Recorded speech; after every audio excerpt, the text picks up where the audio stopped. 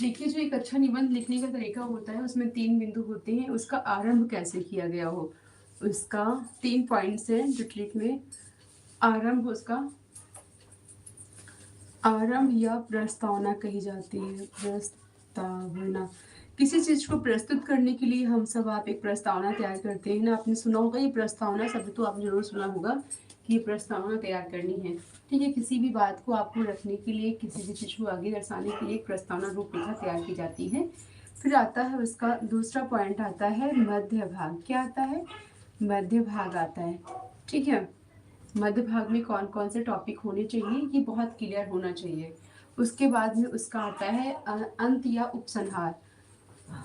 अंत भाग या उपसंहार, इसे क्या बोलते हैं? उपसंहार। उपसंहार का मतलब ये होता है अंत का जो पूरा का पूरा डिटेल है वो।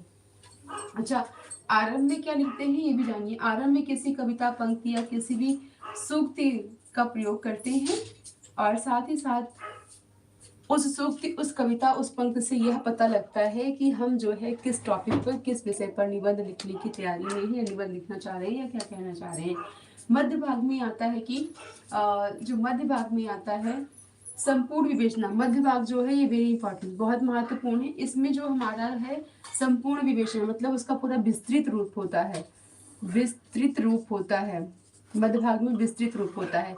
प्रस्तावना में क्या है, किसी भी पंक्ति या सूक्त या किसी भी दोहे का हम प्रयोग करके कोई भी दोहा, पंक्ति, सूत्र, दोहा, पंक्ति या सूत्र का उपयोग करके यहाँ पे उस चीज को दर्शाते हैं कि हम इस पूरे निबंध में क्या कहना चाह रहे हैं, किस टॉपिक पर चलना चाह रहे हैं।